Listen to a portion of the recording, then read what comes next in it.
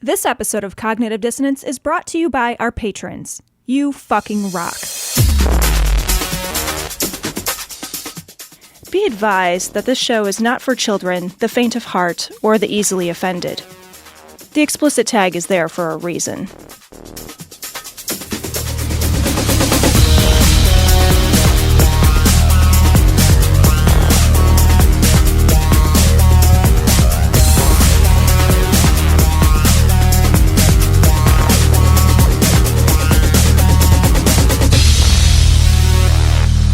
Recording live from Glory Hole Studios in Chicago, this is Cognitive Dissonance. Every episode we blast anyone who gets in our way. We bring critical thinking, skepticism, and irreverence to any topic that makes the news, makes it big, or makes us mad. It's skeptical, it's political, and there is no welcome at. This is episode 474 of Cognitive Dissonance. And Cecil. Yeah.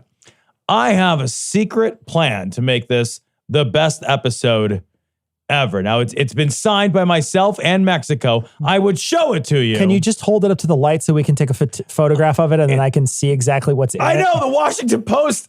Okay, so that's the fucking best. So idiot-ass Trump has a secret fucking plan. Secret, very secret. And like you do with secret plans, first of all, secret plans are almost never real plans, right? Nixon had a secret plan to end the war in Vietnam. Then we elected him for his secret plan to end the war in Vietnam, and he escalated the war in Vietnam. There was no plan. Nobody with a secret plan ever has a plan. Right. They don't have a plan, but they want your confidence anyway. Yeah. Because if they had a plan, they'd be like, I got a great plan. Yeah. Here's the fucking plan. Let me elucidate that plan. Let me tell you all the steps that are involved in this plan. Instead, it's just like, I have a secret. You would be proud of your plan. Secret. It's a secret. It's such a secret. I can't even tell you that I have a secret. I can't even. That's how I can't even broadly outline it for you.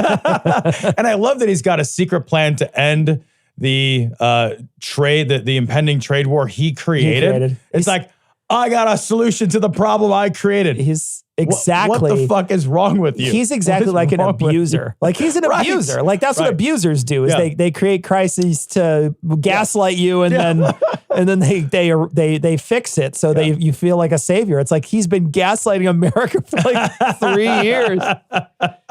Look, I got a secret plan on how I don't beat you. God, at this point, I'll take the beating, Tom. We're all taking a beating. I want to talk about Pelosi for a second. We talked a couple weeks ago. You and I talked about what should she do? Should she, follow the rule of law and do impeachment, or should she, go the other way and, instead do other things and, just vote him out? And then, like you said, now there's an opportunity to actually charge him with crimes because sitting presidents can't be charged. At least that's what we learned from Mueller a couple weeks ago. So sitting presidents can't be charged. So as long as he's out, there's a possibility that he'll actually face justice. So there's more, justice if we wait in some ways. But I saw a graph recently, and I want to read the numbers off of it. This is the number of people who are interested in Pelosi's plans, things that she wants to get done, versus how many people are for impeachment. So I'm going to read these off. Background checks for nearly all gun sales. 94% support it. This is 94% of just randomly Americans' views on provisions of 6 bills. So this is Americans' views on 6 bills. It doesn't look like they just polled Democrats. It looks like it's across the board. Okay. Path to citizenship for some young undocumented people, 79%, 18% oppose. Banning discrimination on sexual orientation or gender identity, 71% of people are for that. Allowing felons to vote post-incarceration, 69%. Automatic voting registration, 65%. Making Election Day a federal holiday, 65%. Allowing same-day voter registration nationally. We have that in Illinois. Whoop, whoop, but do we don't have it anywhere else? 64%. Actually 22, I think it's 22 states have that, but only Illinois is one of them. Keeping U.S. in the Paris Climate Agreement, 60%. Barring companies from asking about your previous pay, that's a weird one out of nowhere, 52%. starting impeachment proceedings against Trump. Take a guess. It's lower than 52, Tom. 40%. 41.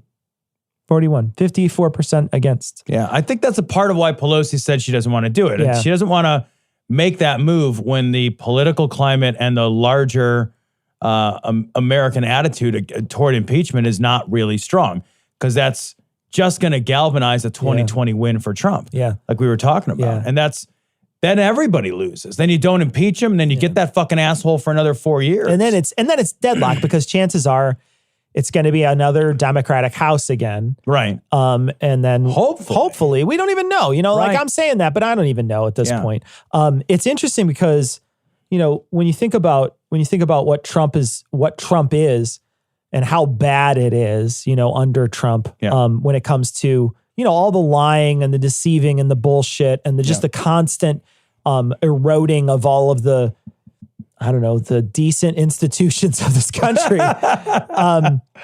You think about how bad that is. Yeah. But I'll tell you what, I'd be okay with a lot of those things that I just mentioned. Like so many of those things. I want all of those things. I think all those things would be a huge step in the right direction for. So it's like if we can get those things. But again, I don't know that you can get those things. That's the other problem, is that you're deadlocked in the Senate. Today, Mitch McConnell decided that he didn't want to, fight. He didn't want to pass anything against stopping Russia from hacking future elections. Mitch McConnell is the worst person, the fucking cock blocker of America. Yeah. All he does is make sure that we don't get anything good ever. Yeah. Like who is opposed to like preventing hostile foreign nations from continuing to erode our democratic process?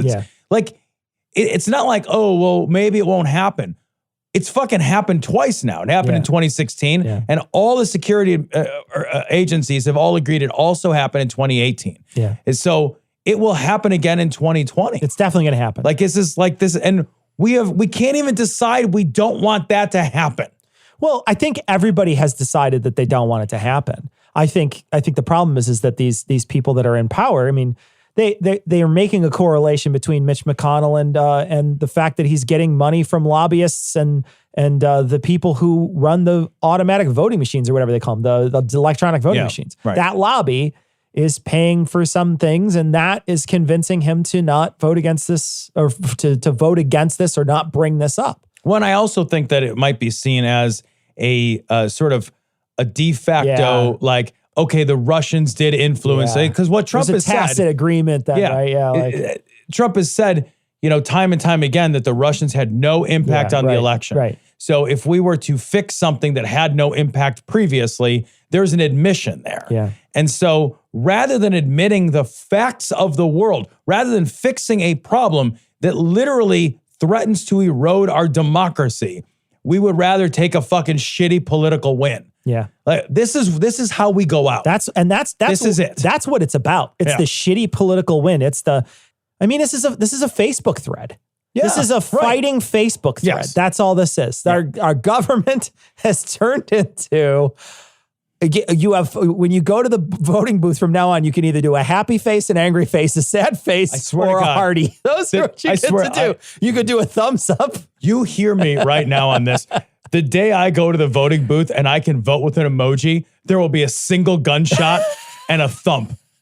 And I'm done. Be the shot heard around the booth. I swear to God, I will not walk out. I'll vote with my bullet. I am done. I swear to God. I'm checking out. Checking out. After this, Neo, there is no turning back.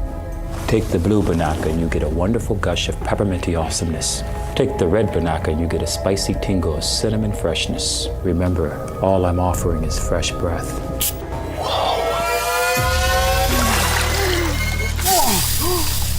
So refreshing. Holy shit. Here we go, buddy. So let's just jump right in, Tom. We missed 2 weeks of this. All on motherfucking board. This is the crazy train. Right Wing Watch. Dave Hayes has been called to red pill the Q movement about God. If, by the way, that didn't make any sense to you, I'm with you guys. Don't worry. It didn't make any sense to anybody. This is going to be amazing. All right. So here he is on his, I want to call it a show, but it's just him talking into a webcam. In his fucking living room or whatever. His curtains and shit are behind. This shitty painting behind him. A lot of you are following me because I don't think so.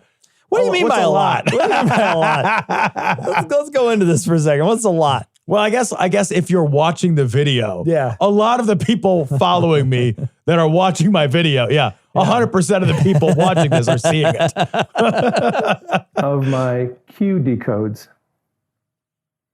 And we like to red pill normies about Q. And Hey, man, how much do you love that phrase? How much do you love it? Does red Esau? pill mean rape? It doesn't not mean it. That's all I'm saying.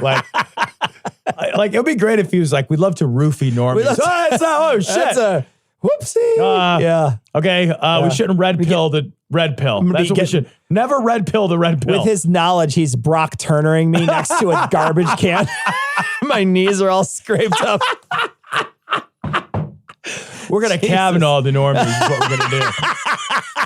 We're gonna get Tobin and Squee are going to fucking pull a train on you. Tobin and Squee. Lift your weights or Squee again. Oh, God. Give me a break. I hate that phrase, beyond. Normies? Oh, my God. Well, it's just red pill and normies. And you're just like I hate it so much. It Wake up, sheeple. It makes me hate the Matrix. I know. Like when I hear it, I'm just like, I hate the Matrix now. Why did I like that movie before? I don't know why I hate it now.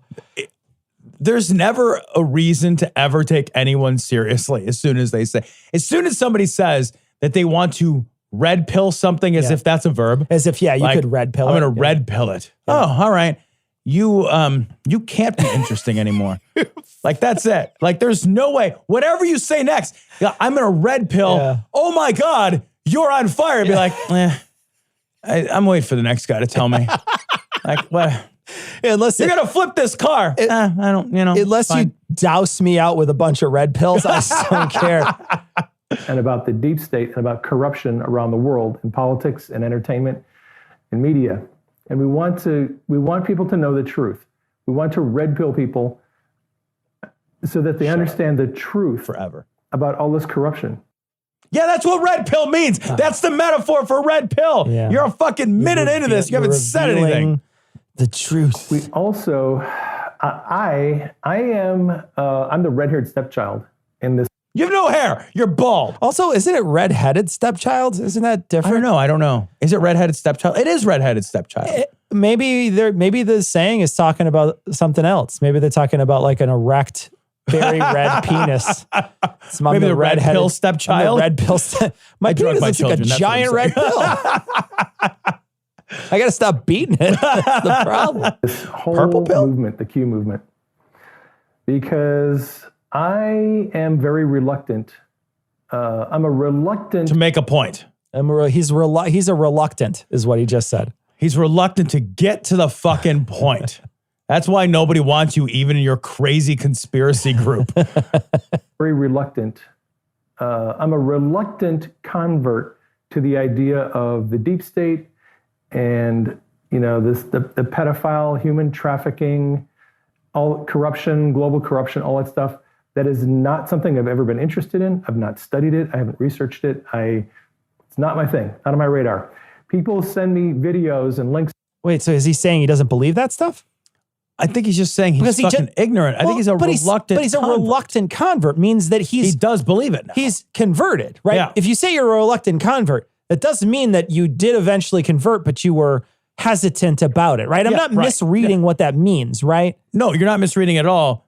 And then he goes on to say, I'm a reluctant convert. I believe these things. I don't know anything about them, and I've done no research. Oh, nice. Okay, well. Because that's the smartest way that's how you do it. To decide that the world works in this globally conspiratorial way. Exactly. Thank you, David Icke. All the time in private messages because they think I'm a conspiracy theorist or they think I'm a truther, and I'm not. I'm not a truther. But aren't you a reluctant convert to being a truther? I'm not sure he's good at words. Okay, Cecil. all right. We might be. So he's not a reluctant convert. He's just not, he doesn't believe it. I think he's saying, I don't believe. I think what he said is, I didn't want to believe these things, but I've converted. However, I don't know anything about them, and I don't believe in them. I see. Okay. That's what the last 10 seconds of audio. That's the journey we're on, buddy. That's the journey. That's it. Okay. I don't watch those videos because I'm not a truther. That stuff doesn't interest me, right? Most of the other people in this movement are truthers. I'm not. Now, I got involved in the Q movement because God gave me dreams about. Okay.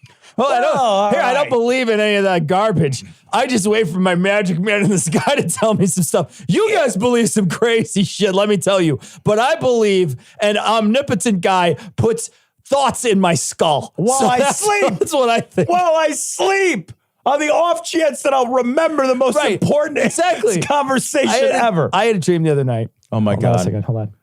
I swear to fucking God. Where is it? I can't let this happen.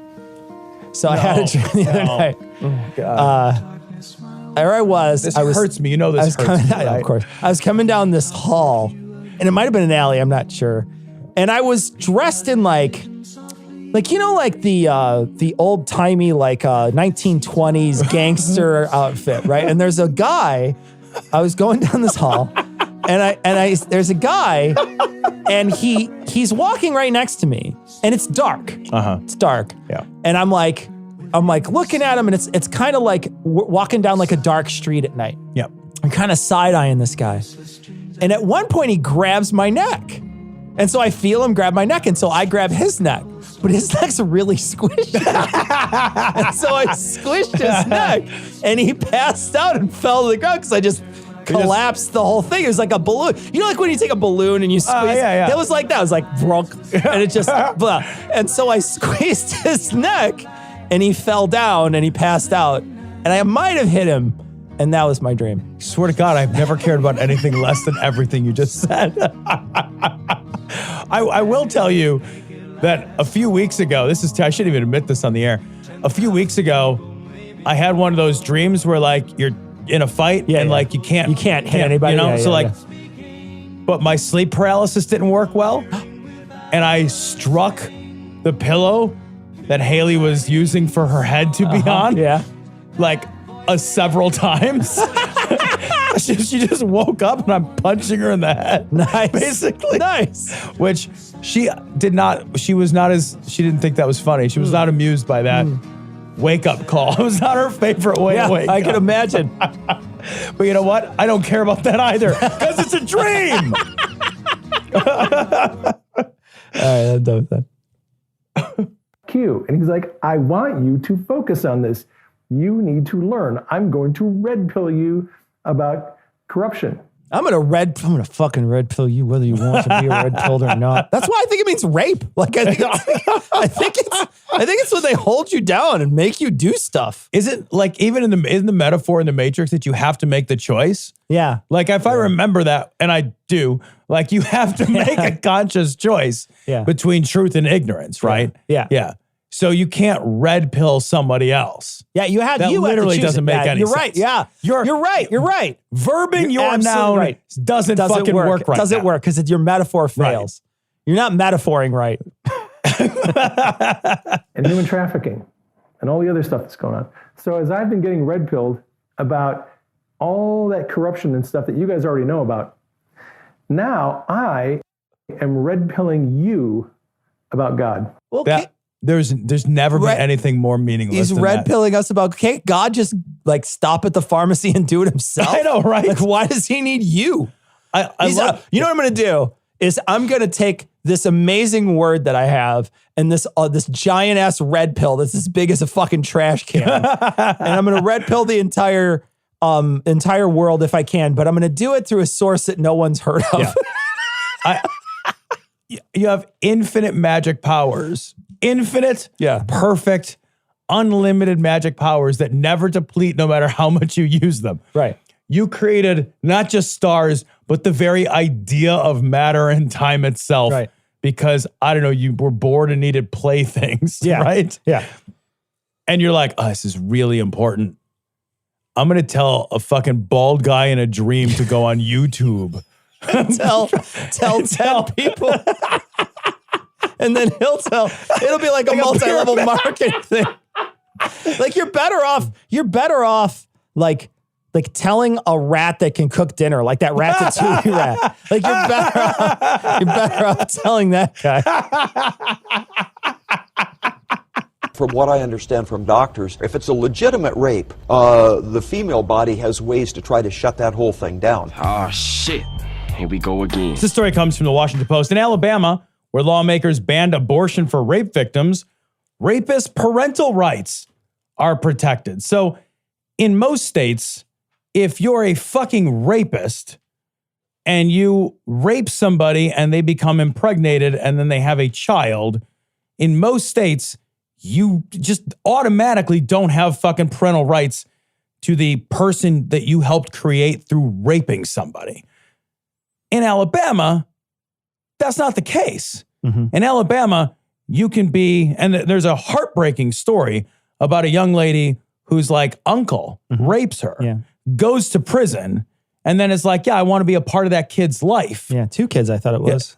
Incestually raped a young person. Yeah. And Alabama's like, yeah, I mean, we floated some legislation around to make that not a thing. And people were like, but you know, Alabama. Yeah, I think one of the things that they talk about in this is that they don't want to take parental rights away from someone who is not, who might, be falsely accused, right? So like you make a child, you're falsely accused, and then they take away parental rights from someone, and that could ruin the entire relationship between those people. Supposedly, that's why they're arguing against it. I'm not saying that's true. Right. Yeah, I know. I'm just saying like the reason why they're doing this is because they're saying this. And here's the thing, I'm even sympathetic to it. I'm like, okay, yeah, I don't believe it. I don't think that's the case. I'm sympathetic somewhat, but at least have a discussion about it. Change it now. Okay, maybe let's put some other stipulations in there to try to protect those people if those people exist, which I don't think that there's a chance that they probably don't even exist. Right. But even if they did, like let's put a thing in there, a legal loophole of some sort. But instead, they're not even willing to hear it. They're like, no, we're just not going to do it. Yeah, they're not even doing it in cases where the DNA is 100%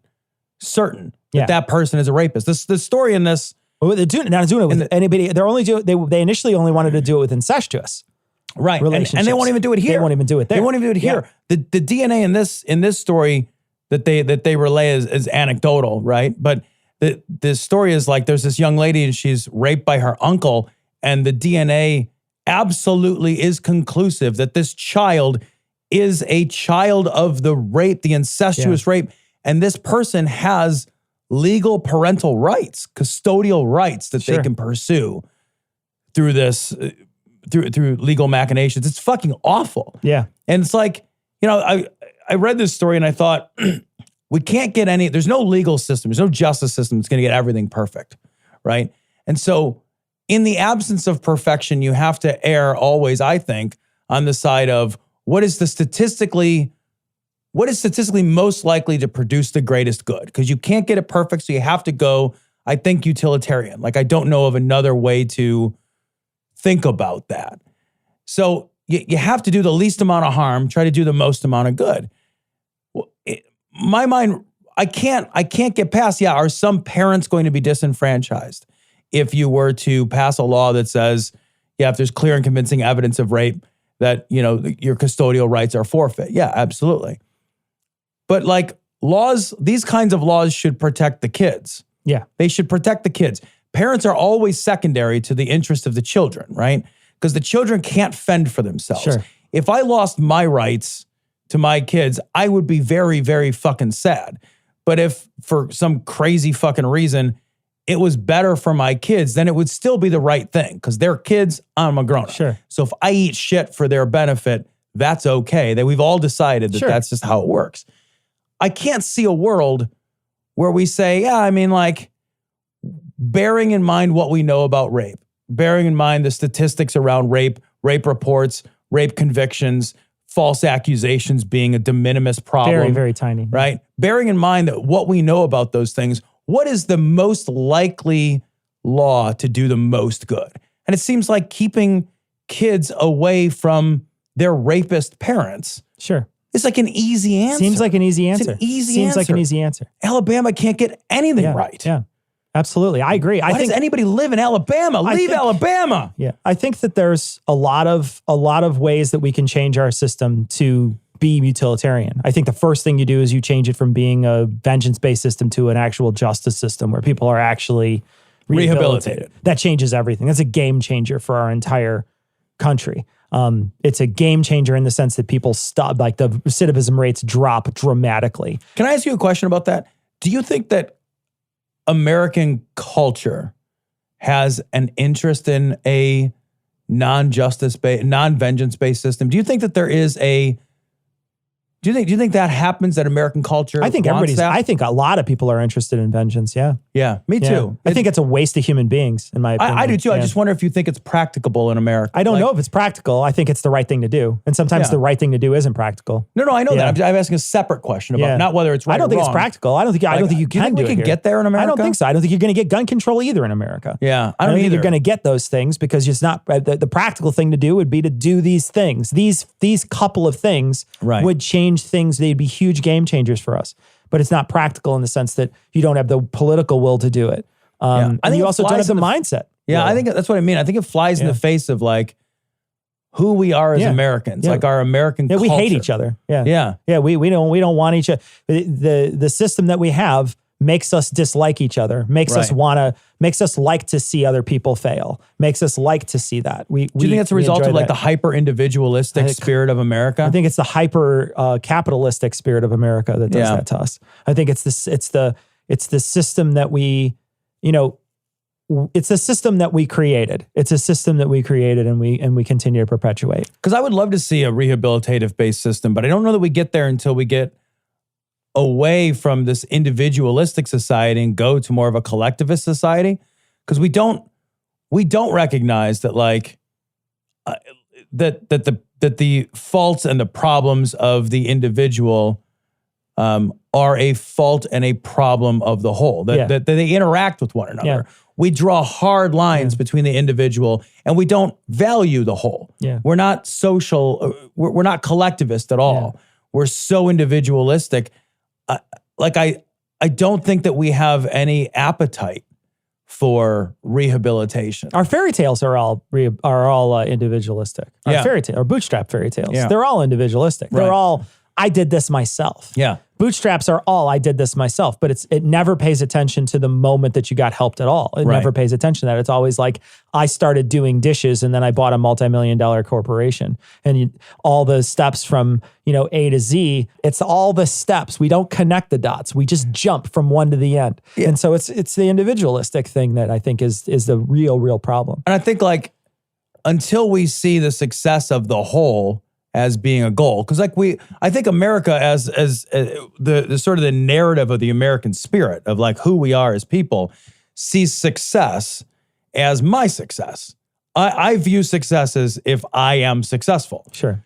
In countries that are more collectivist in spirit, they see success as the society is successful and I am a part of the success of the society. We have no sense of that. Yeah. I don't think we have any sense of that. Yeah. And I think without that, like we don't make any rehabilitative efforts. Yeah. Because it flies directly in the face of that hard line between me and you, right? Like Cecil, the success of cognitive dissonance is due exclusively to the work I did. Yeah. Right? Not like what we did and like what all the factors, the people that have helped us throughout the year. Like, you know what I mean? It's fucking bullshit. Yeah. Not to be racist or anything, but Asian people. Nope. I want to warn people about this story. If you don't like the word N-word, if you don't like to hear that, I'm not going to bleep him when he says it. I'm just not going to do it. He's going to say it at the end of this clip. So if it's something that you don't want to hear, Ian may or may not, I don't know, put a timestamp in for you right now to let you know when you can fast forward through. But we're going to talk about this. This is a Dave Daubenmire story, and he does say the N-word. Well, adding a comment here actually pushes the timestamp out further because the timestamp that I calculated is different now because I'm adding content. So you have to kind of balance that with the time you have remaining. So jump to 39 minutes if you want to skip the story. Yeah, this is a Right Wing Watch. He says bigot is the new N-word. Now listen, folks. I learned this. I saw this play. Yeah, I learned this. Okay, folks, get ready. He learned this. So women have a tiny penis. Right above. It's in the hood. All you have to do is lift the hood up. Holy put the little stick in there. Well, you gotta get one of those lights that like hangs across with the cage around it. You hang it right on the little penis. Holy shit. And did you know they like it if you mess around with that thing? My God. Turns her into Rudolph. Her nose glows. Oh, when you do holy it. shit. It's amazing. My wife nearly jumped amazing. out of her pants. It's amazing. It's the first time I've ever pleased her. And this can be. Bigot is the new N-word. Bigot. So N-word. Do you remember when we had all those bigots and we used them as forced labor? Do you remember when somebody woke up and they had to be a bigot because that was just how they were born? Yeah. Like they just had, you remember that time that you had so much melanin in your skin that you were a bigot?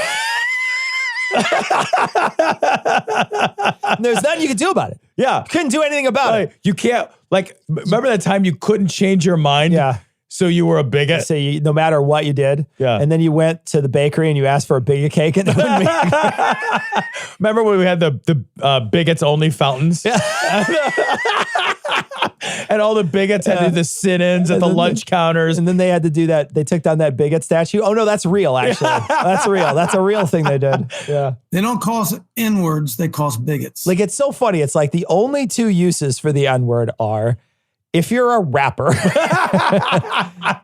You know, and I say that, but it's like if you're part of the black culture, community, if you're part of black culture, chances are you're going to use that term. And that's fine. Use it all you want. It's not my word. It ain't my word. I don't want it. So, you know, you have that. But, you know, that's what you're going to use it. Or if you're a fucking asshole, if you're trying to hurt someone, those are the only two uses of it, right? Those are the only two uses that I can think of. What other uses are there of it? Well, like it is a pejorative that is used to belittle a group of people by a set of characteristics they do not control. Yeah, right. That is fun. Like that's the difference. I could just be like not a bigot if I wanted. Like I could just think wake up in the morning and not be, or you know what? You could have different values. It's even better than that, Tom. You can be a bigot as long as you're quiet. Right. No one cares. That's true. Right? That's you could be the quietest bigot. You could be a librarian bigot. You could just stay in the library, never once utter a bigoted thing, but you could think them. Oh my gosh, you could think them all day. What if Helen Keller was a bigot? You have no idea. I have no idea. How do you sign the N-word? No, but you know, like if you're a quiet bigot, it's okay because no one knows. Right. No one will ever know. Right. Like be a hidden white black person. person. Be a hidden black person. That would be the thing, right? Be It's a like, white black person. Well, just go outside Go out and there and be white. And just like be black inside. Like unless you're that woman who pretended she was black to like Rachel Dozer. Yeah. We see I'm black where it counts. Black. It's not. No, it really counts. Yeah. Like on the outside a lot for how we're doing But this. you could tell, like the thing is like anything that you can't control, you can't do anything about. They had can you imagine them saying to black people, you're not welcome here? Yeah, I can imagine it. We have a long and storied history. I could probably watch a couple videos of that right now. It's still happening in parts. Like, let's not fool ourselves. Hey, during Obama's presidency, they hung up signs that had Obama's face on it, like no monkeys allowed. Right. Like, what are you talking about? You don't have to even you don't have to go with the fucking Wayback Machine. You have to blow dusts off old tomes to find this shit. I love that he says it too with a note of sort of like wistfulness. Like, man, wouldn't it be great if? I mean, wouldn't it be great? You can hear it. Those Come black on, people for being here. Did you see? You Can't saw do that anymore. You saw that straight pride parade stuff, right? Oh yeah, isn't that hilarious? The straight pride parade, yahoos. And it's funny because it comes out later that like it's Nazi. It's like a bunch of people that are like neo-Nazis. Yeah, and they got what's that kid's name? Yellow Monopolis. Milo Yiannopoulos? Yellow Monopolis or whatever this guy's name is. That dude's going to be there. He's going to, I guess, dress in hot pants and be there. He's a gay guy. He's gay. I know, but he's going to be their fire marshal or whatever they need. Fire Marshal Steve or whatever.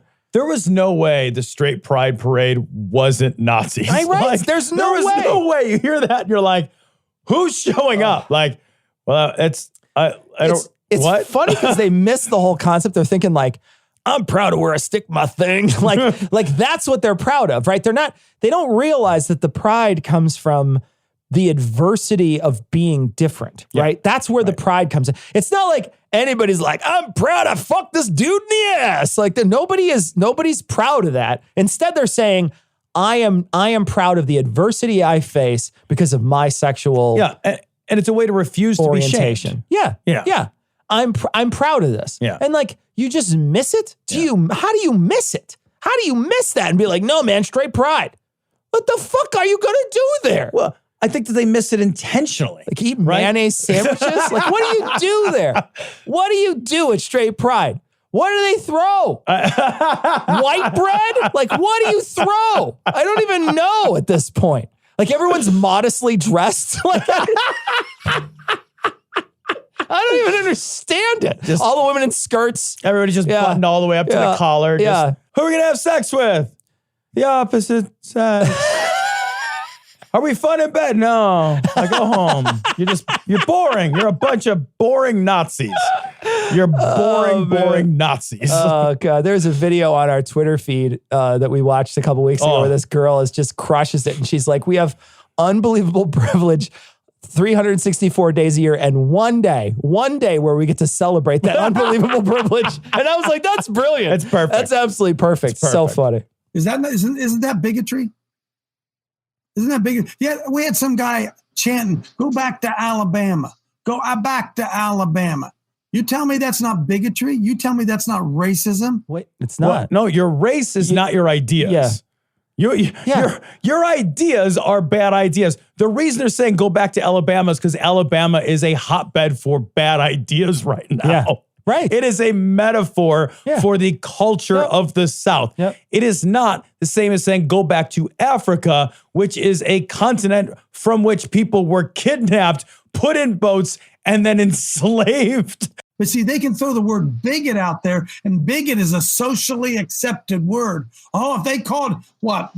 They called homo. Oh, no, you can't do that. You can't do that. You can't. You can call people homos. That's perfectly. I mean, you just better be ready that someone might punch you in the mouth. Yeah, I think he's mistaken, right? Because like you can yell out damn near anything you want in America. Like you can just say crazy shit. It's just that everyone will hate you that has good sense. Yeah, and I think that's the part he doesn't like. He doesn't want to be picked on. Yeah, what he doesn't like is like he doesn't like that his bad ideas are marginal ideas. Yeah. He doesn't like that his bad ideas and his bad ethics and his bad values put him on the outskirts of polite society. Yeah. And he's outraged that everywhere he goes, he is not welcome with his shitty ideas. And that's actually kind of wonderful because the more upset he is that being a bigot is not well accepted, the counterpart to that is that means that there's more and more places in America where we have more progressive ideas, where these sort of regressive bullshit, racist ideas are not welcome, and the people who have them are unwelcome. Yeah. So there's actually like a really positive, absolutely, it's super positive piece to super this. Positive. But he's you're right. He's ticked off because he wants to be able to hurt other people with impunity. Yeah. I want to be able to hurt you and show you that you're less than me with impunity. You know what that is? A bigot, it turns out, right? That's what that is. I want to point out to you how you're less than me. Right. That's what I want to do. Hi, I'm entitled. Yeah. Oh, yeah, okay. Well, not so much. Yeah. You yelled, oh, nigger. Oh, no. You can't do that. Bigot, Christian, bigot. They can do that. Do it all day and everybody applauds. What he's saying is that I, like the majority of other people, am also marginalized. Yeah. Right. Can't you see how marginalized I am because I chose to be an asshole? Yeah. What he's saying is like me and the dominant social structure are also on the outskirts of the dominant social structure. Exactly. Enhance pants vector D7. Isolate pocket contents. Enhance.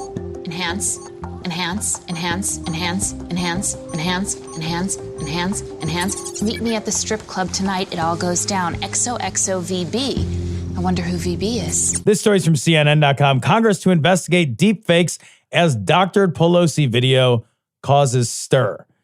So this is fucking crazy. So there's a video, and it was slowed down in such a way that it made Pelosi sound like she's slurring her words to make it seem like she's like under the influence or fucked up in some way, right?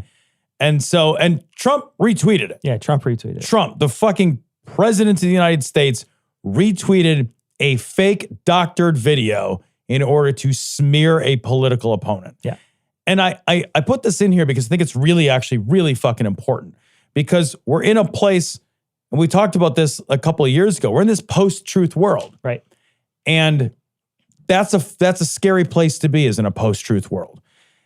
And we look at things and we say, oh, we want to vet our sources. We want to understand as technology becomes more democratized and more powerful in its democratization, it becomes easier and easier to create those types of evidences that we have relied upon for years and years to know what's going on in the world. And when the power brokers that we trust to help us understand what's going on, i.e. here the president, right?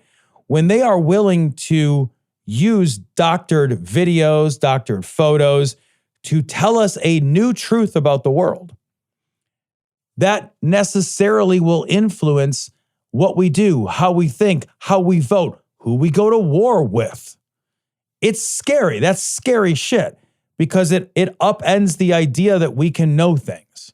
It fundamentally moves that goalpost away from reach for average people. How do you know anything if you can't trust a video, a picture, an authority figure who is supposed to vet these things? Where do we get truth from in a post-truth world? I literally don't know the answer, and it makes me afraid. I will say it is frightening. Right now, they're saying that the way in which these are done is difficult. You know, you can't. There's a Mark Zuckerberg one that I saw that you could tell it's not his voice. Right. You could tell the Obama one that plays on the story is not Obama. It's Jordan Peele. Right. So you know the people. You could tell that it's not the person. Right. Looks like the person, but the voice is a little different. Right. So we'll still be able to know certain things, but it turns out that you have to have a really trained eye. And if you're just scrolling through and you just sort of stop for a half a second, you may think that the Zuckerberg one where he says he's talking about how he controls the world. Yeah. You might think, well, did he really say that? Is that really true? And it's got all the trappings of it being a real thing. It looks real, sounds real. It's not cheaply produced. It's not a stick figure. Right. Looks just like him. And it's scary in that sense because you don't know. It's going to be harder for us to figure out what's real and what's not. We're going to need a secretary of deepfakes. Yeah. You know what I mean? We're going to have to call in Captain Disillusion every time something comes out and be like, is this a real thing? Is this not a real thing? Now it's easier than ever to fake a lot of different things because of After Effects and, you know, the use and ease of After Effects. I was looking up tutorials today on After Effects on how to turn a face into a 3D face. So turn a video, a regular photo into a 3D face. And they were making it smile and turning it side to side and it was able to move. There's all kinds of things that you can do just in After Effects, which is, you know, if you have time, all you need is time and the meticulousness to do it. Yeah. And, you know, if you have hundreds of hours that you can spend on something, you can make a very convincing fake. Very convincing. So convincing that it can fool a lot of people and change a lot of minds. And you're right. It's a scary place to be.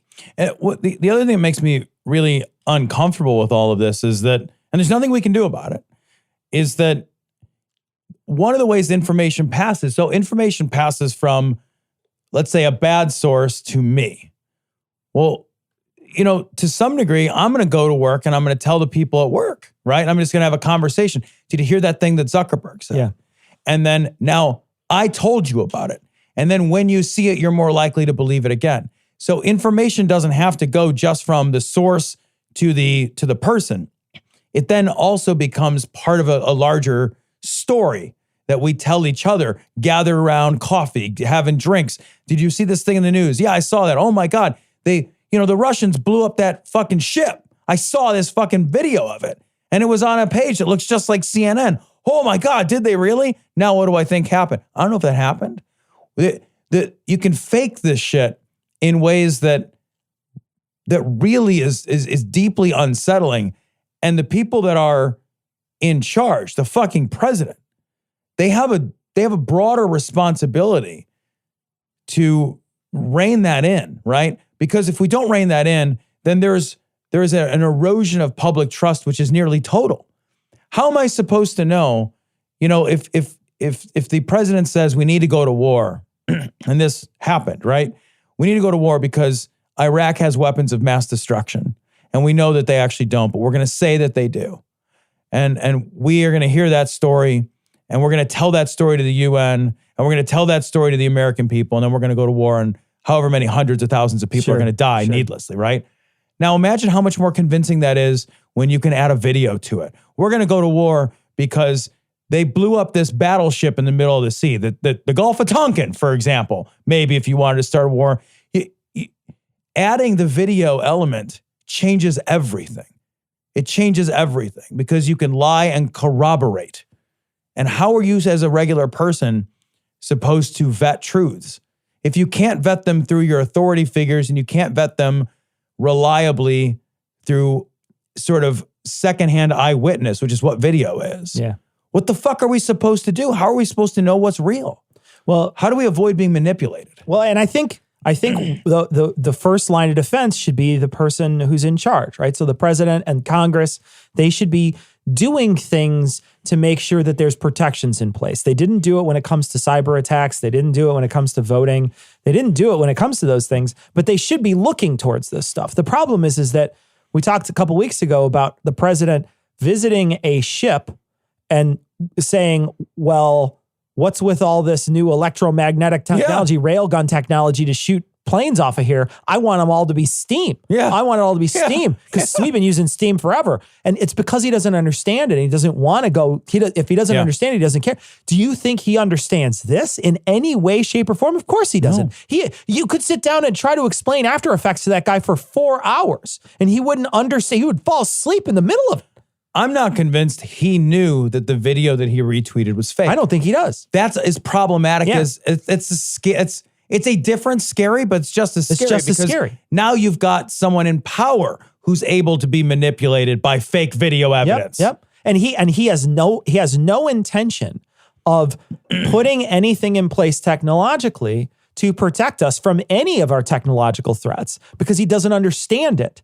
And so therefore he doesn't think it's a threat. And so it's a waste to him. But the problem is we elect the dumbest person in the room. We elected the dumbest person we could possibly find. He's charismatic and dumb. And that's the worst combination of a person that you could put in office because he has no forward vision. He doesn't have any vision of what's going on. He doesn't care. He's a clear-cut guy. Whatever I can do to make a quarterly profit, that's what I'm going to do. When you're thinking on quarters and not on 20-year plans, you're going to be left behind. Yeah, I was having this conversation with somebody at work about the trade war with China. You can't win a trade war with China for exactly that reason. When we think in terms of quarters and we're in a trade war with a culture that thinks in terms of generations, you never win it. You cannot possibly win that. You'll never win it. You can't win. You can't win. Our goals are different. So it sounds like Adam and Eve has changed and they are not swinging for the fences anymore. They are not. Cecil, they have other offers, bigger, girthier offers. Bigger, wider. The thing is what you want is more, so you can put them in different places. That's what I hear a lot. I want more. You need more. I can't. Yeah, and here's the thing. Do that. Adam and Eve will plug you up airtight. I will tell you that right now. If you get, first off, you're going to get 50% off almost any item. You're going to get 10 free gifts from them, a sexy item for him, special gift for her, and a third item you're both going to enjoy, and 6 spicy movies, just in case your internet goes down one day and you really, really need to see some porn. They will send you 6 movies on physical format. You can't lose them. You can't. That's the thing. Yeah. This is apocalypse porn. It is. Right? This is exactly what it is. When the shit hits the fan and you've got like your fucking exercise bike you're using to power your fucking personal grid. Right. You know? Yeah. At least you'll have some spank material. You got it. You can go out like that guy in Pompeii who jerked it and he's the ash of the guy who died. It's just the ash of the dude holding his That's uncocked. epic as fuck. That dude just fucking, he just owned that shit. He's right? Fuck you, world. Jerking it, I'm going out. But if you want to jerk it and go out, I always tell when somebody finishes by looking at the ash. All you have to do is type in Glory at checkout. That's GLORY, and you'll get all of that free stuff, 50% off any item, and free shipping. It's all gone downhill from here, Cecil. There's no point. The only thing is that I absolutely trust this image to be truthful because it's Rick Perry wearing glasses. And Rick Perry wearing glasses, he rates high on the trustfulness scale, truthiness scale. We're in a place where farce is like, there's no way to be more farcical than the truth right now. Right. It's amazing. This is not The Onion, guys. No. We had to check. Yeah, it's not The Onion, and it says it on the top of the page. What does it say there? New York Times? New York Times. Okay. New York Times. Not The Onion. You know what's funny is when I first saw this, I found it was a Telegraph article. And I showed Haley and she's like, no way. And then she found it in the Times. And I was like, all right, those are two legit sources. Yeah, right. This is real. So here it is. Freedom gas, the new American export. Rick Perry, remember, is the energy secretary. Remember? That's a horror. Right. That's we used to have a Nobel Prize winning physicist or something who did that work. Now we have Rick Perry. Yeah, we don't have. Yeah, he has a degree in like animal husbandry. Yeah. I'm not even kidding. I think that was his degree, right? He fucked a horse for his spinal. All right, so this is what they're talking about is natural gas. No, they're not talking about a different type of gas, a new molecule of gas that we've discovered. Freedonium, Tom. Is it freedonium? We might rename it. Is that the new, is it periodic table? Is it just a bald eagle on the periodic table? Is that what it is? What is it? It's so stupid. Can I just read the article? No, just go ahead and read it. All right, so try not to kill yourselves. Okay, yeah. According to the Department of Energy, the next critical export from the United States is made from, quote, molecules of U.S. freedom. Molecules of freedom. We're the dumbest. Yeah. We're the worst. Oh my God. Dumbest culture possible. You may wonder, what are these molecules? The technical answer is liquefied natural gas, or if you're in charge of energy policy for the Trump administration, freedom gas. Freedom gas. You know what it is I just figured it out on the periodic table. It's USA and its atomic number is 1776. I just figured it out. Oh my God. On Tuesday, the department announced plans to increase exports of the fuel source from a new liquefaction plant that will be built off the coast of Texas on Quintana Island by Freeport LNG of Houston. So that's good. Houston needs more stink factories. They got enough. There's enough people free with their gas down there. The whole place smells like freedom gas. All right. So the announcement was quickly overshadowed by the colorful terminology in the release. This is a quote. Increasing export capacity from the Freeport LNG project is critical to spreading freedom gas throughout the world by giving America's allies a diverse and affordable source of clean energy, said the Undersecretary of Energy in a press release. Freedom gas. Do you remember when we were the mockery of the world when we renamed French fries Freedom Fries? Yeah, I do. And everybody laughed at us because we were assholes. I remember that. And you know what else comes out of an asshole? Free gas. Freedom gas. Freedom gas.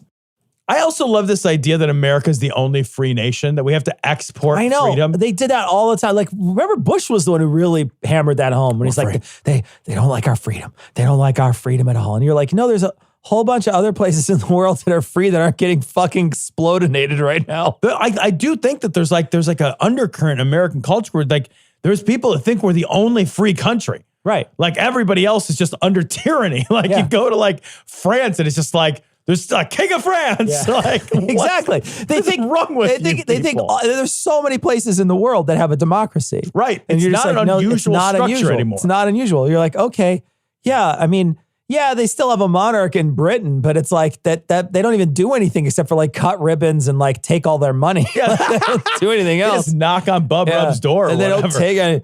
Maybe Bub Rubs knocks on the back door. Who knows? But they don't do anything, really. They have a baby, and then they hold the baby out and say, everybody look at this baby. Baby. For now begins the Inquisition.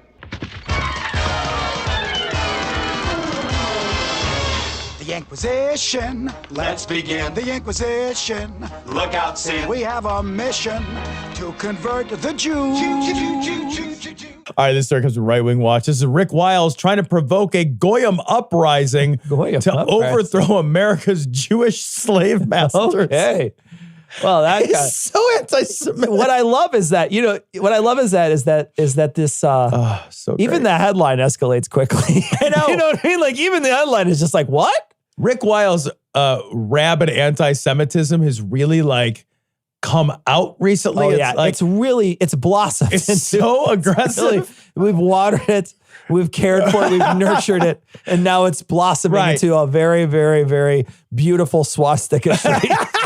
There we go. And Alabama is a Christian state, and Alabama is imposing Christian values, which are diametrically opposed to Jewish values. Whoa. Okay, here we go. I don't know if I'd go there. First off, I don't know if I'd go there because isn't Christianity based on Judaism? Well, I think that if I'm not mistaken, Jesus was an actual Jew. Yeah. So they're really like, you kind of can't parse one out from the other. In the crowd, there's like one Jew for Jesus. He's like, wait a second here. Wait a second. That's exactly right. What America is getting ready to do is throw off Talmudic Jewish values. The only way to overthrow Roe v. Wade is to overthrow the Talmud in America. What the fuck? I'll tell you what. This Talmud has him in a bad mood. That's for sure. Do you think he buys his Bibles and just tears the Old Testament right out? Like just well, I'm not sure that the Talmud is fully part of the Old Testament. Okay. I think there might be some of it in there, but I don't think it's all in there. Someone could certainly correct me. Right. But I did search for what do the Jewish people think? You know, what if you're a faithful Jew, right? What do you think about what abortion? does religion teach? Yeah. And so I want to read this. This is from a website called mygewishlearning.com. Okay. And so it's a site that has if people are faithful Jews and want to sort of understand better their own faith, they come here. I looked at the about page. I have no idea how. Again, I don't know how accurate all this is, but they do cite. It says Jewish law does not share the belief common among abortion opponents that life begins at conception, nor does it legally consider the fetus to be a full person deserving of protections equal to those accorded to human beings. In Jewish law, a fetus attains the status of a full person only at birth. Sources in the Talmud indicate that prior to 40 days of gestation, the fetus has even more limited legal status. One of the Talmudic authorities, and there's a word here, Yevamot 69b, no idea what that means. I'm clear that's a citation, but I don't know where that is, asserting that prior to 40 days, the fetus is, quote, mere water, end quote. Elsewhere in the Talmud, it indicates that the ancient rabbis regarded a fetus as part of the mother throughout the pregnancy, dependent fully on her for its life, a view that echoes the position that women should be free to make decisions concerning their own bodies. At the exact same time, feticide is prohibited by Jewish law, though there is disagreement over the exact source of this prohibition and how serious the infraction. Some consider it biblical in origin based on a verse from Genesis that prohibits the shedding of blood of man within man, a phrase understood to refer to the fetus. Moreover, Judaism teaches that the body is ultimately the property of God and is merely on loan to human beings. That's weird. Are we renting it out? I don't get it. Multiple I'm going to return this in terrible shape. If I'm Jewish, do I get to haggle over the price of the body at least? Multiple prohibitions in Jewish law, including prohibitions on suicide, getting tattoos, and wounding oneself, collectively serve to reject the idea that individuals enjoy an unfettered right to make choices regarding their own bodies. So it's not a black and white issue for them. Right. But I will say that they probably land more closely to the pro-choice side because they are at least okay with, the first 40 days or whatever they were saying, because it's like mere water to them. Right. So you couldn't shed blood because there's no fetus yet, right? That would be the idea. That would be the idea, I think. Yeah, okay. So, but I was thinking to myself, I was like, clearly he's got a fucking hard on for these people and he wants to like show how bad they are. But I will say that, in this case, it sounds like he's at least at least he's not totally off base. He's not totally off base in the sense that they are probably not on his side. But I love the idea that like this is the Jews control the world stuff, right? Yeah. That like all the big decisions, Roe v. Wade, like all these big decisions by the power brokers that be are a tiny cabal of Jews who control the world. Who get to make these decisions. That's powerful. I just said it. I don't care if you choke on it or what. The only way we're going to make America. Okay. I just said it. I said this crazy mad. Everybody who listens to you already knows you're a shithead. And they already know that you hate the Jews. Right. Like, Nobody it's not is like this is a big surprise. Oh my God, I can't believe Rick Wiles doesn't like the Jews. You guys hear a big slam on the Jews out of nowhere by Rick Wiles. You know, I'm not even like religious, but I still watch True News and I couldn't get the fuck out of here. Great again. Captive audience. To make America Christian again is to overthrow the Talmud in America. The Talmud replaced the Holy Christian Bible. When did that happen? When did that shift occur? I don't even know. Because this guy buys into that whole idea that America's an established Christian nation, right? So, but by his worldview, there had to be a narrative that goes something like, it was Christian at the start, time passed, somehow the Jews now control it. Something. Right. Yeah. Some states are Christian like Alabama because, I don't know. And then now we're going to toss out the Jewish cabal of evil double power brokers so that we can have more babies alive or whatever. And isn't he at this point accusing all the pro-choice people of like following this doctrine? Yeah, you know, when you go to a fucking when you go to the people who are trying to defend those people in Planned Parenthood, you can't even pry the Talmud out of their hands. There's Talmud. I'll tell you what, actually, now that I think about it, if you are one of those people who protect the people who go get abortions, do me a favor. I'll even reimburse you. I'll PayPal you. Go buy a Talmud. Take a photo of yourself with the Talmud out there protecting these people. I will tweet this at Rick Wiles. If you send me this image of you holding a Talmud at a pro-choice rally, I will tweet it at Rick Wiles and tell him how right he was. Please, somebody do this. I know somebody's out there involved in the pro-choice movement. You can make this happen. You can just check it out from the library. You don't have to buy it. Go check it out. It's even worse if you're using a library Talmud. That's our problem. We're now under Talmudic law. Talmudic. That's what's happened to America in the past 50 years. You're exactly right. Court decisions and laws in this country for abortion are parallel with Talmudic teachings about unborn children. We're under Zionism. Yes. We're slaves in this country now. All right, so put them on a train. Here's what you got to do. You only need one solution. It's the last one you'll ever need. It's a very final one. I mean, really, like this is how this shit. Earlier this year, you had your midterm solution. This is the final solution. Goyim slaves. And I'm trying to provoke a Goyim uprising. Well, that's the only way to get the Talmud out the back of your throat is a Goyim uprising. You know, what we should do is we should provoke a Goyim uprising, and then we will be in charge. So we'll like reign. It'll be like the third one. Oh, okay. Where we're reigning. Reign. Reich. You know, over the fatherland. You are Reich. This is some Nazi shit. Come on. We need a Goyim uprising to eliminate the Jews from power so that we can control the country. A Goyim's a type of dumpling, right? It's delicious. Is that a Goyim? Will you convert? No. Will you confess? No. Will you refight? No. Will you say yes? No.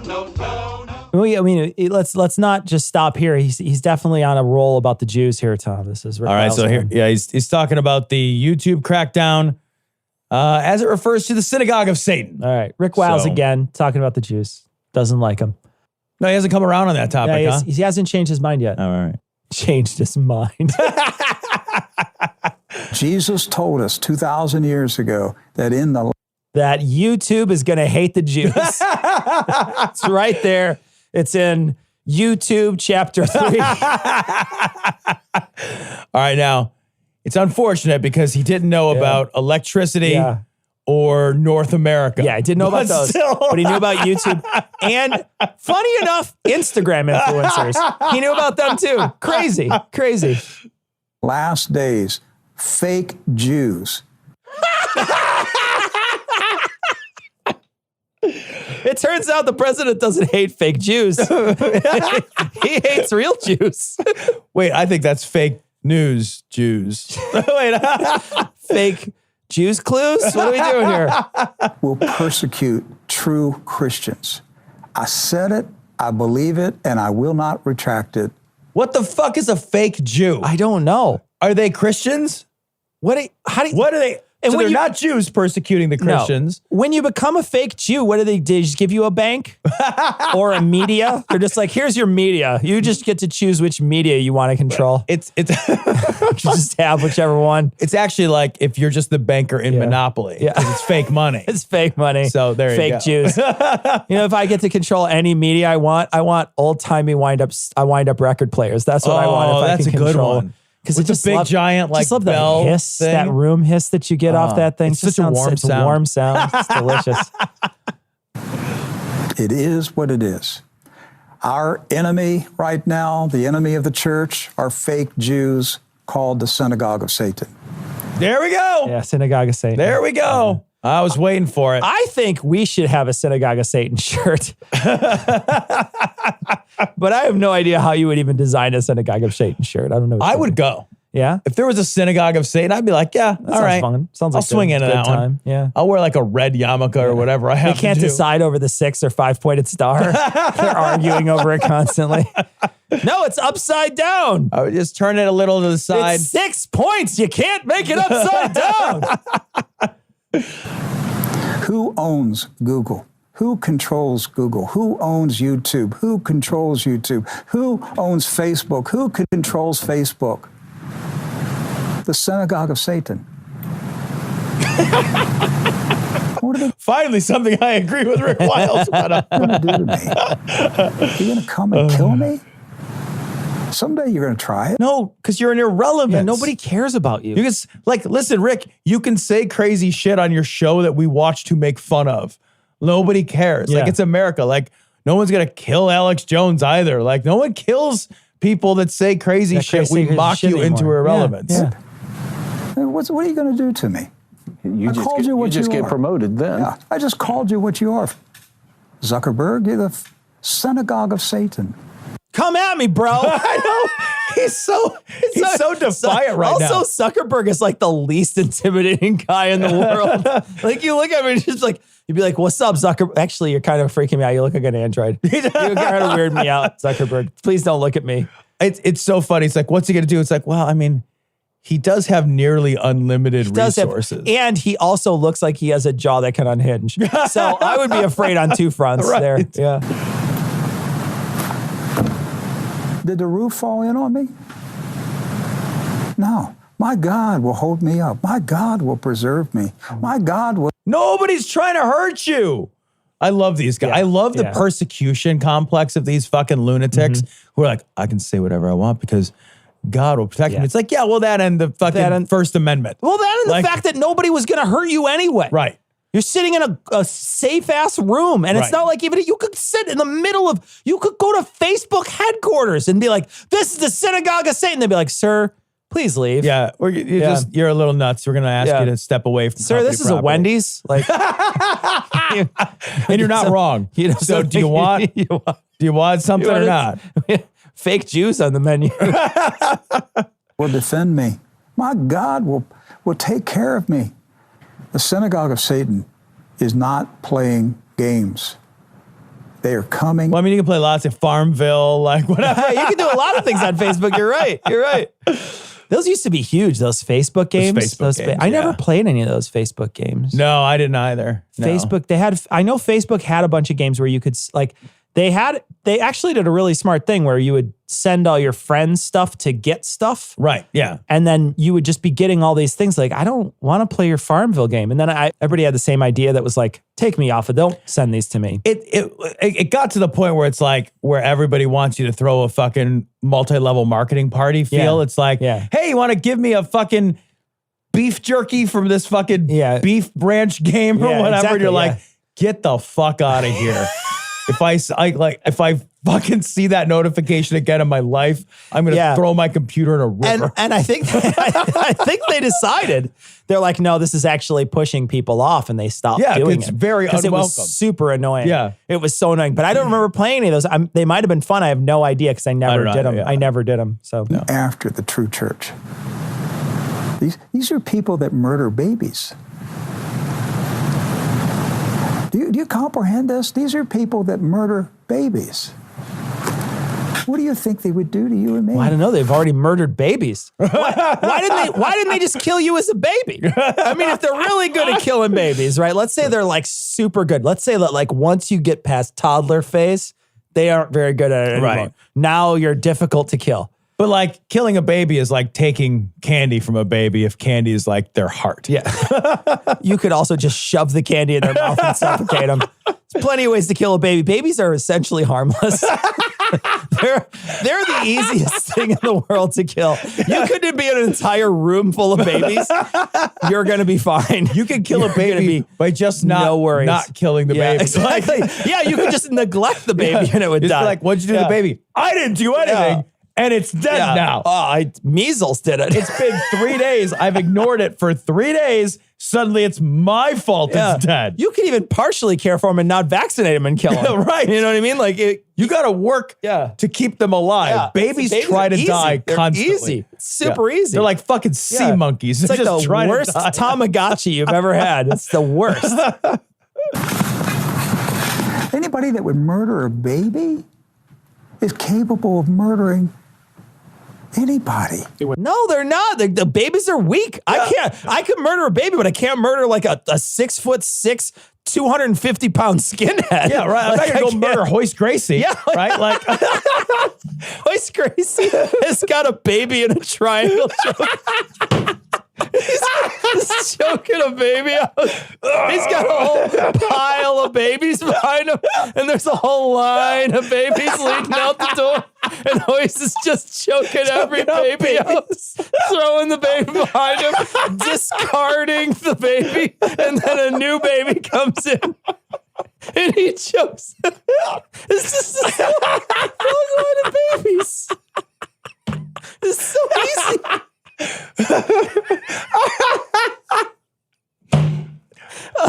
Oh, Jesus. Like, it's also the case that, like, babies are a pain in the ass. They are a pain in the ass. Like, Rick Wiles, like, it's like, if, like, why would I kill Rick Wiles? He doesn't live in my house. Yeah. Like, it's also harder to get away with it when it's Rick Wiles. Oh, I mean, like, Jesus Christ, you got to feed a baby and like clothe it. Oh, Jesus. Watch it grow up into someone that resents you. Like,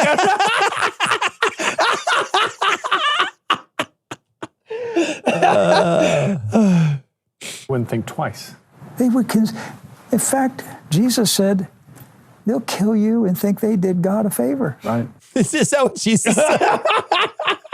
That sounds like one of those military slogans. Right? It's like Jesus is walking around with a big shirt with a skull on it and like a fucking knife on it. It says, kill them all, let me sort them out. there's just like a picture of like somebody like chopping someone's head up. You're welcome, God. Did you solid? He's got another shirt that says, for me and country. Me bless America.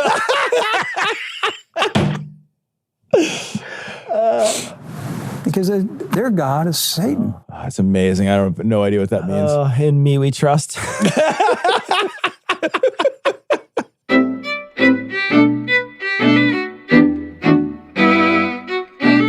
So we might have thanked some of these people already, but I'm going to thank them again, God damn it. We want to thank our patrons. Of course, we want to thank all our patrons. We want to thank specifically our newest patrons, Grand Priapism, Michael, Adelmine, Carrie Boo, Aaron, Phantom Foreskin, Courtney, Pat Noberson, Jammin' Jesse Buckner, Kim, Judy, Tristan, Karayakos, I don't know if that's right, Lady Grey Jedi, Wolf Undead, Keith, M. Gibbons Camp, Page, an epic patron name. Thank you so much for your generous donations. We are only a few dollars away at this point from our patron newsroom becoming a full feature that will happen every month. It's set up right now. If we reach another $10, if another $10 patrons join, we will do this patron newsroom at least once a month. Now there's farther, the more patron dollars we get, there's a better chance that we do it more often. But the patron newsroom is, we let patrons choose a story. We pick a story based on what the patrons send in, and then we cover that story in our live streams. And so there's a chance that your story could get chosen. If you become a patron, you get a chance to join that patron thread and choose stories for us. And maybe there's a possibility, like I say, that we could choose your story. If you want to become a patron, now's a great time. You can go to dissonancepod.com, and there's a link on the homepage to become a patron. You can go to patreon.com/dissonancepod and become a patron today. We will be doing a live stream, a patron newsroom live stream next Thursday. So pay attention to the patron. The patrons pay attention on Monday. There will be a thread posted, and you can submit stories, and we'll be picking one or two of them for next week on Thursday. We are not going to do email this week. Like we said, we are going to go through all of our email and find the stories that are about the opioid crisis, and we're going to read some of those. We're going to use that as an extra. We're probably going to record that next week. We're going to use it as an extra, so it'll be in the feed. Everybody can listen to it, but it won't be a show in the sense that we'll be taking up a full show, a Monday show for it. It might get released on an odd day of the week, but it will be an extra for everyone to hear. We plan on doing that, like we say, next week. So it'll give you an opportunity to send in your opioid stories. Most of the feedback we got was pretty positive. We got one or two negative comments, but mostly people really did enjoy the opioid crisis two-parter that we did, one with us and once with Stephen Novella from Skeptic's Guide to the Universe.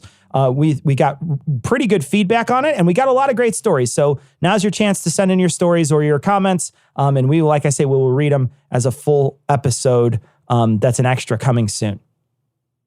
But that is going to wrap it up next week. Like I say, we are going to have a live stream, so be sure to tune in on Thursday evening. Normally we do them around 9 or 10 Central Time. We'll tell you during the day on our social media feeds when that's going to happen. But until then, we're going to leave you like we always do with the Skeptic's Creed. Credulity is not a virtue.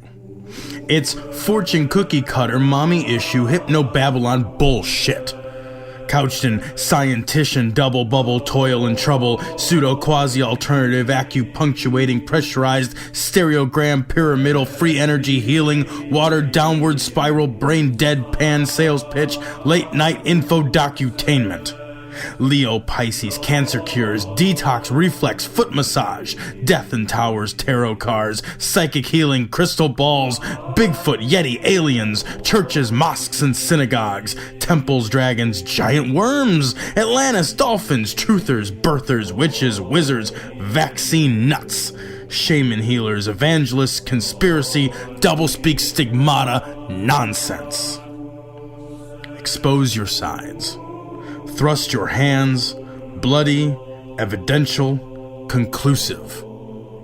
Doubt even this.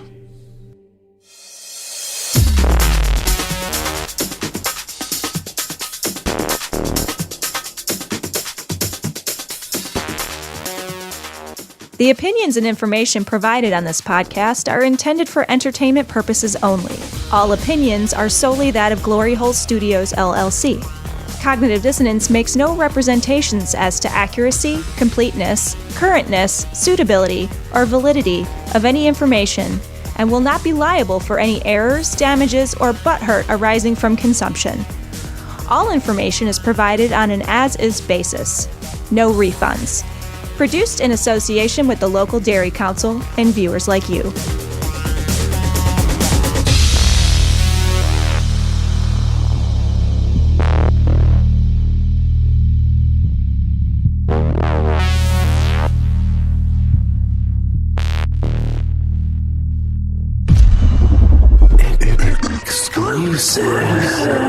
Exclusive. I was listening to this Radio Lab episode about the Good Samaritan laws. So, and it was really interesting because, like, the overdose problem specifically around the opioid crisis. So the overdose problem, many states have passed laws where if somebody overdoses and I call an ambulance, I can't get in trouble for having drugs on me or drug paraphernalia. And people before were not, before these Good There Samaritan was laws, no- they were like, fuck, Yeah. I don't want to get arrested. So I'll I'm let this fucking guy high. die. Yeah. Yeah. So the people were dying, or they'd be like dropping them at the emergency room and driving away. And that's no good either, right? Yeah. So they passed these Good Samaritan laws. And I don't remember the state where the story took place, so forgive me. But, the attorney general was like, okay, well, I can't prosecute these people on having drugs for possession. I can't prosecute them on paraphernalia. But what I'm going to do is I'm going to prosecute them on wanton endangerment, because they knew that taking drugs with this person was going to endanger their life. So they have them on, and then the presence of those drugs was a wanton endangerment charge for each of the people who showed up to help. And so, and it gets back to when the guy was being interviewed, and the guy from Radiolab was like, that flies in the face of the intention of the law. Good Samaritan law. And the guy was like, my job isn't to interpret the intentions of the law. My job is to enforce the law, which is bullshit. He's stepping outside and being creative about finding new ways absolutely. to charge Yeah, people. Yeah. But it's that fucking black and white context-free mindset that some law enforcement and other sort of law and order types have, where it's like, hey, I don't write the law, I just enforce it. Really, Except for we really don't harshly. do that. Yeah, when I want to. We enforce it selectively. Yeah. We enforce it racially. We enforce it in classist ways. Yeah. We're constantly taking context into effect, but rarely to mitigate. Yeah. Only to amplify. Yeah. It's that we listened to that when we were doing the opioid crisis. There was a story of a woman who split a fentanyl patch with her boyfriend. Do you remember this? No, Did you hear this one? I don't remember this one. So this girl, she's got some sort of problem with her where she's constantly has to have these pain patches, fentanyl patches. Okay. And so her and her boyfriend used to, every once in a while, I guess quite a bit, they were both opioid addicted. They would cut these patches open, take some of the fentanyl, put it in their mouth, or the gel, put it in their mouth, and then they would both get really high off of it. Well, I guess one time they upped her dose, she didn't know. So they cut into it. He was getting ready to go hunting on opioids, which is crazy. Oh my God. But dude, that is some American flag shit right there. That is absolutely fucking. Holy if you don't shit. have a gun rack in your car and you do that. Oh my God. Gosh. Our European listeners are like, what is happening over there? But and not only that, he's going bow hunting. So anyway, he's got his bow. He goes, grabs his girl a fentanyl patch. They cut it open. They each take it. They get no shit 4 or 5 steps away from each other and they both collapse because fentanyl is just so. And in tiny increment dosages, you can just immediately overdose. He overdoses. She overdoses. Her son, the girl's son. This is her stepdad or maybe mom's boyfriend or something. He comes in from outside, sees this happening, calls the police, whatever. They show up. Guy dies. She lives. She lives on. But they charged her with manslaughter because they were her patches that they split open, even though they both always did it together. Right. And it wasn't like she was twisting his arm to do it. It's the fact that that we charge people that way and there's no way around it. And it's interesting because the woman who they're talking to a woman was the guy who died's sister. And she was perfectly fine with it. She was like, yeah, no, I'm happy that they're charging her with this crime. And when I heard the story, I was like, oh my gosh, it's a victimless crime. This is an absolutely victimless crime. But that woman is mad because her brother's dead. Someone has to pay. Someone has to pay. And because that's our mindset in this country is someone has to pay. It's a victimless crime. It's an absolute, no one in that situation is... No one victimizing another person. Instead, they're both, consensually digging into this patch to get the fentanyl out, ODing simultaneously. Right. And then she's the one who's responsible. It's an outrage. It's ludicrous. It's an outrage. It's ludicrous. But it's something that happens in this country because of the laws that we have in place. Because we want to throw the book at everybody. We want to hurt somebody. We want to throw the book at fucking everybody. Absolutely.